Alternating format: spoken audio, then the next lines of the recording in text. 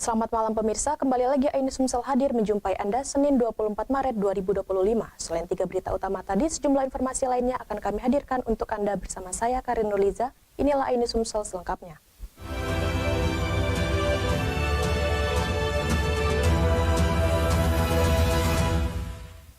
Kita awali berita pertama pemirsa, viral video rendang 200 kg yang dimasak konten kreator Willy Salim di Benteng Kuto Besak, Kota Palembang, tiba-tiba hilang dalam sekejap.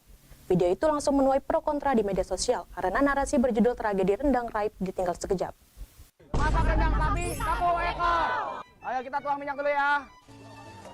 Konten kreator Willy Salim memasak rendang sebanyak 1 ekor sapi di pelataran Benteng Kuto Besak, Kota Palembang, Selasa 18 Maret 25 lalu viral di media sosial.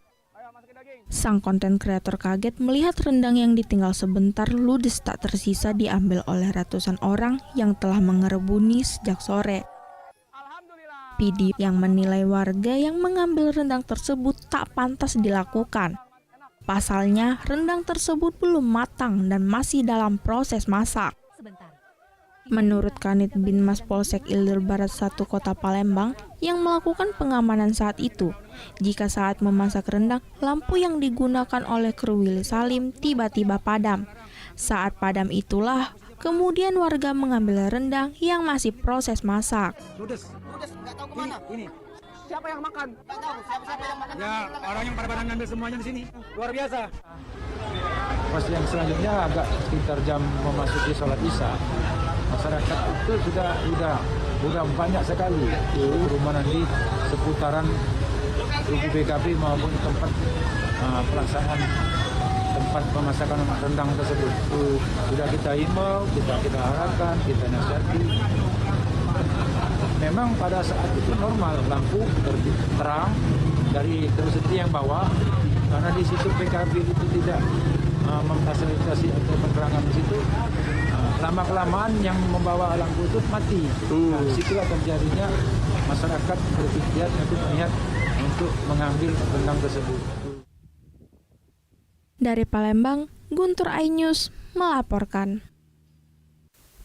Buntut viralnya konten hilangnya rendang saat memasak di Benteng Kuto Besak, Kota Palembang, warga Palembang dikecam bertubi-tubi oleh netizen. Merasa dipermalukan, warga Palembang melaporkan Willy Salim atas dugaan settingan video tersebut.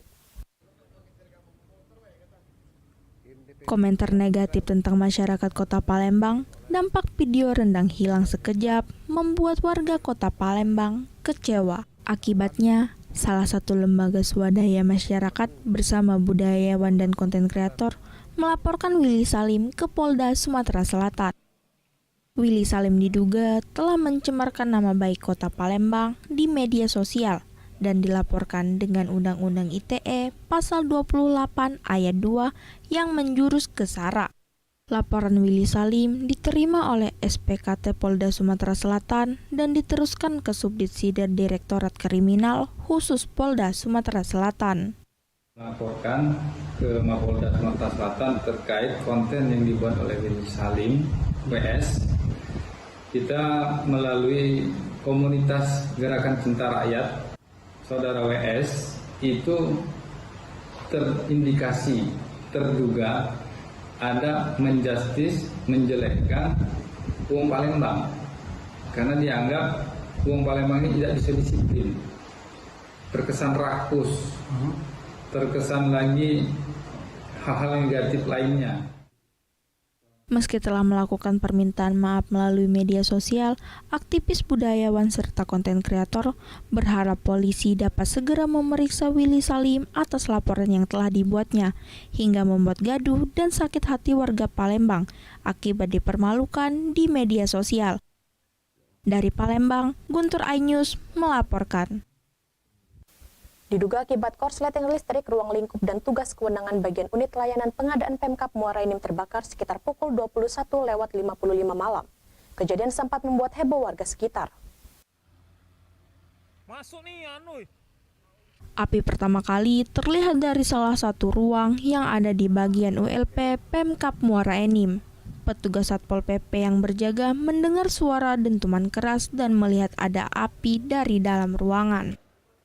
Petugas langsung berinisiatif memadamkan api menggunakan alat pemadam api ringan. Sementara petugas Satpol PP lainnya menghubungi damkar. Sesaat kemudian, 5 unit mobil pemadam kebakaran dan petugasnya mendatangi lokasi dan membantu memadamkan sisa api dan memastikan api benar-benar mati. Sisa asap yang masih ada di ruangan sempat membuat petugas kesulitan, namun bisa diatasi menggunakan blower. Ini adalah musibah. Saya pastikan ini musibah karena ini dari perangkat listrik kan. Tentunya teman-teman dari Polisi sudah bisa menggunakan pemadam api ya. Begitu laporkan segera tim kebakaran kita damkar dengan cepatan bisa segera tiba dibantu oleh BPD. Terima kasih Pak Satpol PP, Pak Satpol dan Pak Rozik. Motornya sudah standby. Terbakar cuma lihat itu tadi ada kursi, ada AC, 2 sama printer. Itu ruang apa itu? Ruang administrasi umum. Oh, bersih umum. Kalau berkas-berkas ada yang bakar? Kalau berkas-berkas mungkin ada, cuma bukan berkas-berkas ini, berkas penting, berkas-berkas surat masuk, surat keluar, tidak perlu banyak, berkas-berkas tidak perlu banyak. Usai memastikan tidak ada lagi api, petugas mulai membersihkan ruangan, sembari menunggu petugas Inapis Polres Muara Enim memastikan sumber api penyebab kebakaran. Dari Muara Enim, Edwin Satria, iNews melaporkan.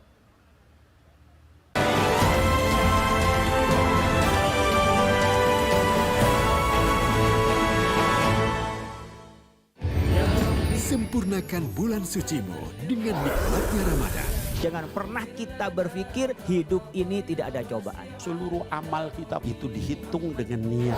Berbagi hikmah dan nasihat Ramadan. Maka disitulah Allah akan merubah hidup kita di luar rumah tangga kita. Seperti bayi baru dilahirkan dari rahim ibunda. Rumah tangga itu bangunannya adalah ketakwaan. Cari hati spesial Ramadan, Sabtu dan Minggu, pukul 12:30 siang di iNews. Sempurnakan bulan sucimu dengan nikmatnya Ramadan. Karena sesuatu yang akan membahagiakan dunia dan akhirat adalah jangan tinggalkan Allah. Romantis itu membangun ketaatan bersama antara suami dan istri. Bersama Ustadz Wijayanto. Lain di hati, lain ucapan, lain perbuatan itu munafik. Saksikan Kultum Nikmatnya Ramadan setiap hari jelang berbuka di iNews. Menelusuri keindahan Islam dengan pendekatan Quran. Para malaikat bertanya, apakah engkau menciptakan satu makhluk yang nantinya akan saling menumpahkan darah satu sama lain?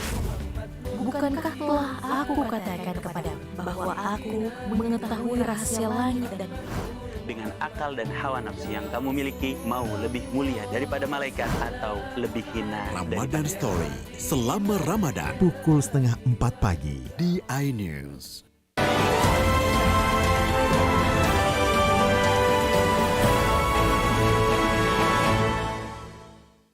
KPK akan memanggil Ridwan Kamil setelah Lebaran. KPK akan meminta klarifikasi dari hasil penggeledahan penyidik memiliki informasi soal keterlibatan RK.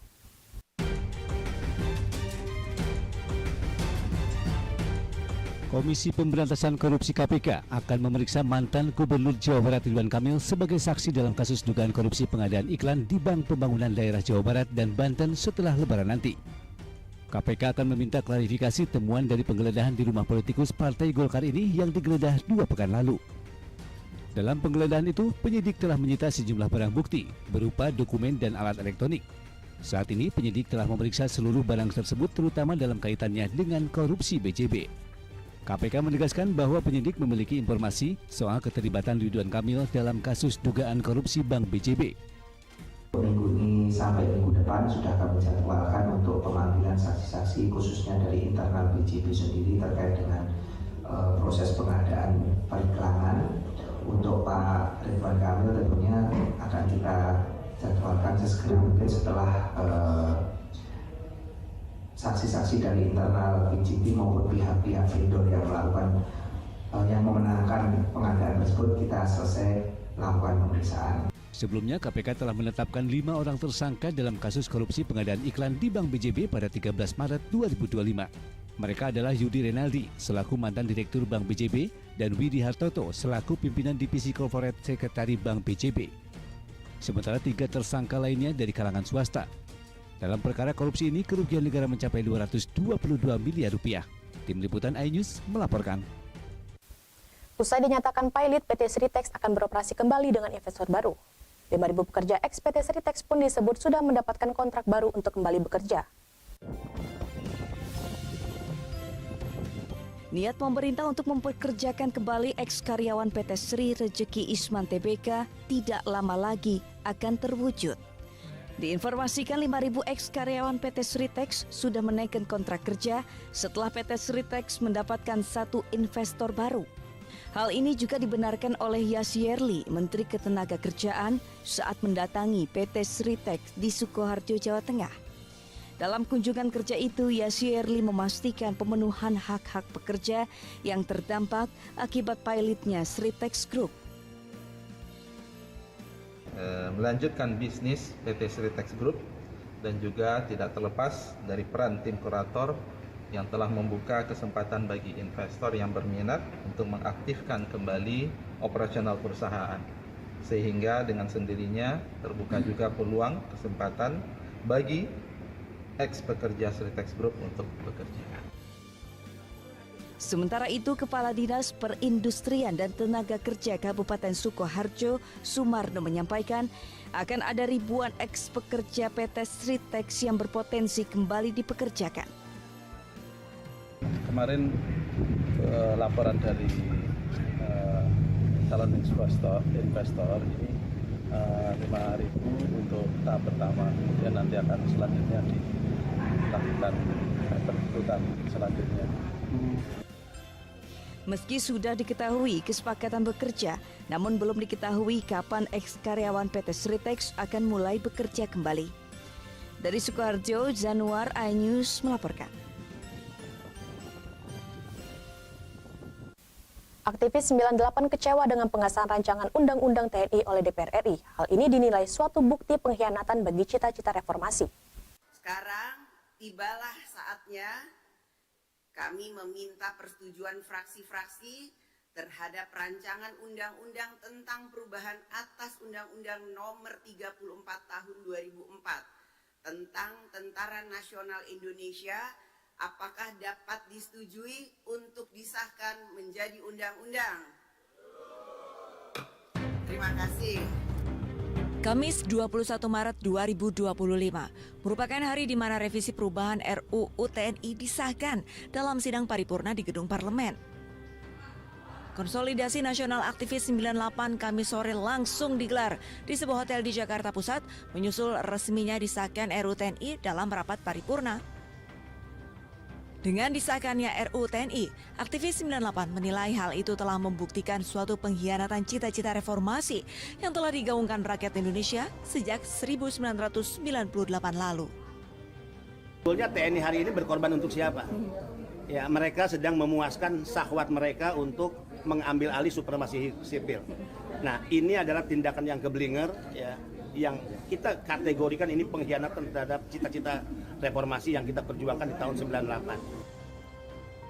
Selain para aktivis 98, turut hadir mantan pimpinan KPK Abraham Samad, relawan Barikade 98 Ray Rangkuti, Ferry Amsari, Eros Jarot, dan Wamen Tenaga Kerja Immanuel Ebenezer. Jangan marah, kritik boleh, kritis boleh. Marah tidak menghasilkan apa-apa, kritis. Kritik dengan baik, dengan cara terhormat, datang ke parlemen dengan cara apapun, mau demonstrasi dengan apapun, tapi jangan satu kerusakan. Karena setiap sudut pembangunan Republik ini pajak kita semua.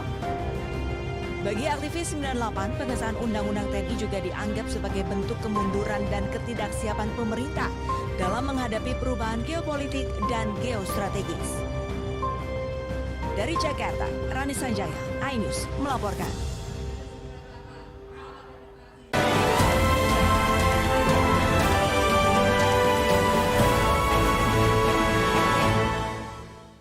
Menelusuri keindahan Islam dengan pendekatan Quran. Para malaikat bertanya, apakah engkau menciptakan satu makhluk yang nantinya akan saling menumpahkan darah satu sama lain? Bukankah telah aku katakan kepadamu bahwa aku mengetahui rahasia langit dan dengan akal dan hawa nafsu yang kamu miliki, mau lebih mulia daripada malaikat atau lebih hina Ramadan Story selama Ramadan pukul 3:30 pagi di iNews. Saya Diandra Mukti. Anda menyaksikan The Prime Show. Investigasi eksklusif. Apa yang melatar belakangi? Meragukan nasionalisme kalian. Kabur aja dulu. Menyebar kemanapun. Itu luar biasa. Mengupas isu-isu terhangat. Kerja di luar negeri, bawa narkoba dari serang anggota TNI. Penyelidikan. Semua tanya akan dijawab dengan tuntas dan berkelas. Makin viral. Pelanggaran syariat Islam. Ini adalah awal korupsi. The Prime Show setiap Rabu pukul 8 malam di iNews.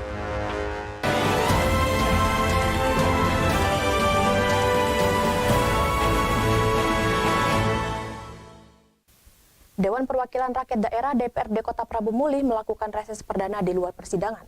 Reses ini bertujuan untuk menyerap aspirasi masyarakat untuk diajukan dan dibahas pada rancangan anggaran pengeluaran belanja daerah RAPBD perubahan tahun 2025. Bertepatan di Kecamatan Cambai, kantor Lurah Gunung Induk Ibul, Kecamatan Prabu Mulih Timur, serta Kecamatan Prabu Mulih Barat. Sebanyak 30 anggota Dewan Perwakilan Rakyat Daerah DPRD Kota Prabu Mulih melakukan reses tahap 1 masa persidangan kedua tahun 2025 untuk menyerap aspirasi warga yang disampaikan masyarakat melalui Ketua RT, RW, Lurah, dan Kepala Desa. Dalam reses tersebut terdapat permintaan warga terkait lokasi tempat pembuangan sampah sementara, pelayanan kesehatan gratis dari pemerintah, serta pembangunan fasilitas umum. Penampungan sampah yang sangat berserakan khususnya di Gunung Ibul ini, Pak. Jadi kami minta ketegasannya baik pun dari anggota dewan dari Dinas Kesehatan untuk menyediakan titik kumpulnya sampah.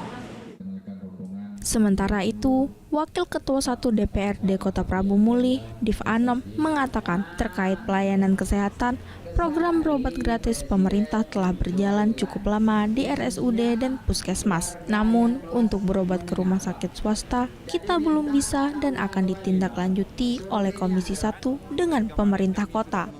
Kesehatan masyarakat yang ditanggung oleh APBD, yang mana ini cuma bisa dilayani di rumah sakit pemerintah. Terkait yang pakai itu pun melalui BPJS. Nah, kendala di masyarakat ini kan masyarakat ini inginnya rujukan bukan cuma di rumah sakit oleh pemerintah. Jadi ada rumah sakit yang menjadi mitra BPJS. Reses ini dikoordinatori Diven Anom, Dapil 1 meliputi Prabu Mulih Barat, Rambang Kapak Tengah, dan Prabu Mulih Selatan, serta Dapil 2 meliputi Kecamatan Prabu Mulih Utara, Kecamatan Cambai yang dikoordinatori Ade Irama, serta Dapil 3 Prabu Mulih Timur dikoordinatori Denny Victorian.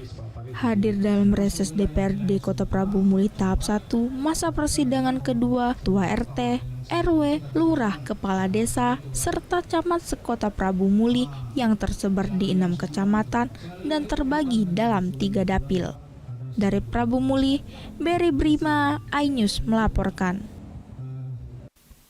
Menapaki dan menelusuri sepenggal kisah sejarah Nabi Muhammad menjadi daya tarik umat muslim mendatangi kota Madinah. Tak sedikit umat muslim yang berziarah dan menelusuri tempat bersejarah seperti Masjid Quba dan Jabal Uhud.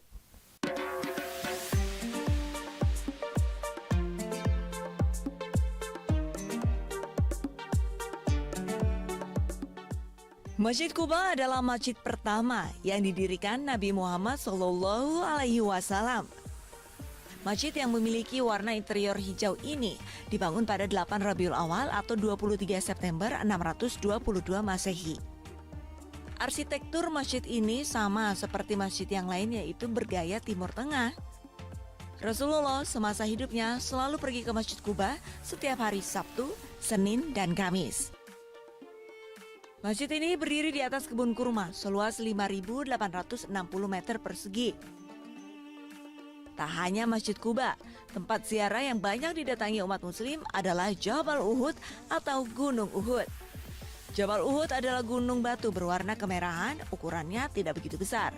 Tinggi gunung sekitar 1.050 meter dengan panjang 7 km. Jabal Uhud seperti sekelompok gunung yang tidak bersambungan dengan gunung-gunung yang lain. Karena itu penduduk Madinah menyebutnya Jabal Uhud yang artinya bukit menyendiri. Gunung ini adalah salah satu saksi di mana Nabi Muhammad menjalani perang dahsyat antara kaum muslimin melawan kaum musyrikin. Sangat excited sekali mendengar sirah Rasulullah SAW tentang Uhud ketika dia menaruh 50 orang pemanah yang paling ahli di sini. Selain Gunung Uhud, sebanyak 70 makam sahabat Nabi atau pejuang muslim kala itu dimakamkan di bawah kaki Gunung Uhud, termasuk Hamzah bin Abdul Muthalib, paman Nabi Muhammad. Makam ini juga banyak dikunjungi oleh para peziarah dari seluruh dunia. Dari Madinah, Arab Saudi, Muzakir, iNews melaporkan. Informasi tadi sekaligus mengakhiri jumpa kita pada malam hari ini. Saya Karin Nurliza dan kerabat kerja yang bertugas mengucapkan terima kasih atas kebersamaan Anda. Selamat malam dan sampai jumpa.